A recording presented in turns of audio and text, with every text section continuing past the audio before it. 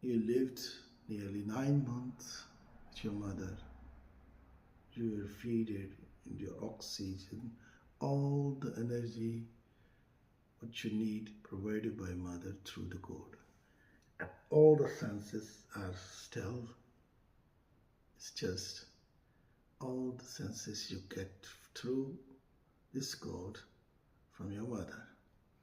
So even the electric connection, emotional connection, all are there through mama. Now when the child born, we have to cut it or it breaks. The connection breaks and the first breath starts. At that time the traumas happen. That is the first childhood trauma at the first breath at your birth. And then the placement of this chakra, the pinpoint position of this chakra varies from child to child, from person to person. So this is the inner sun, I say. Your willpower, your self-worth, your courage, your power to do something. That's why it's related to the leadership, the control, and also related to the shame, depressions. When you are low, your energy of fire is low, you suffer many psychological problems, many internal issues.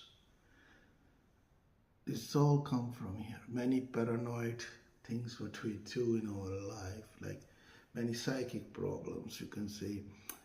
The people with multiple personalities, bipolars, ADHD problem, aggression, all come from this. Even your blood pressure related to these chakras over here.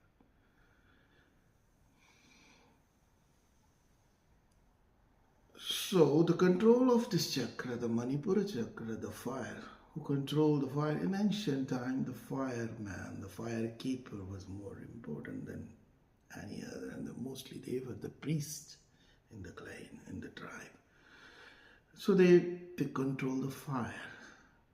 So they were one of the most powerful people, even powerful than the muscularly powerful, the leader of the clan, or the king, or the sardar, or the head of the clan. Why? Because the priests have the firehouse. You know how to create it. You know how to control it.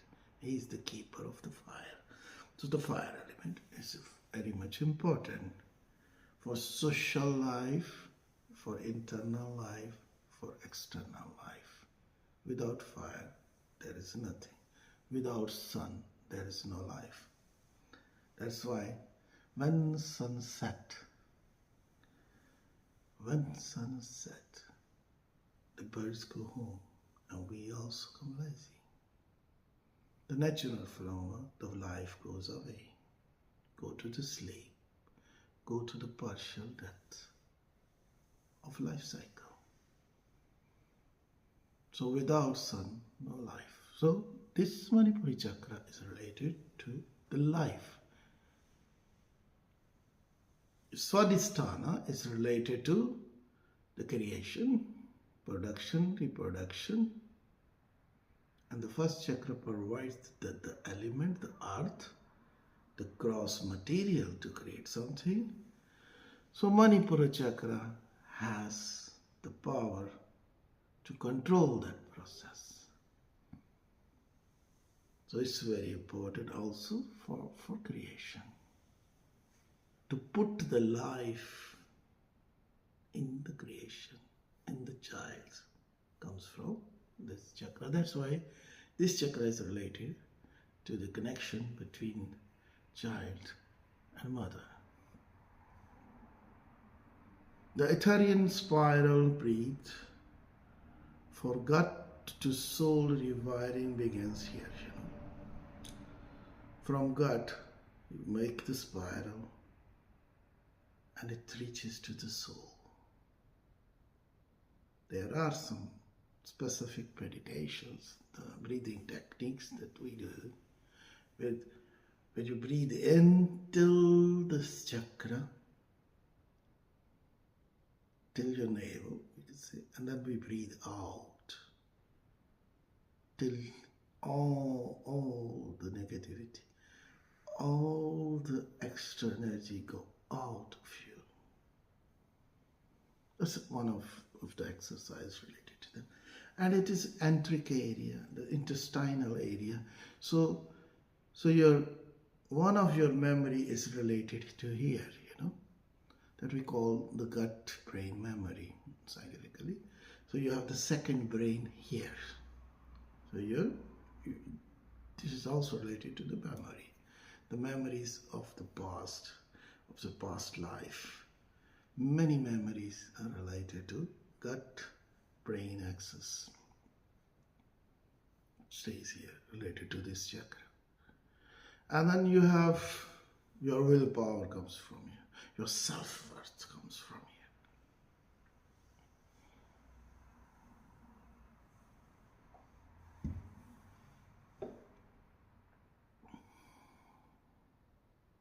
The next chakra is the fourth chakra.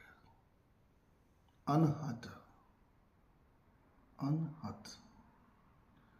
The heart chakra. So it's actually it's in the middle of your chest, at the level of your heart, in this area, because the nearest organ, the vital organ here, is your heart and lungs. So it's related to your air element. Through the lungs you breathe. What you breathe, the air.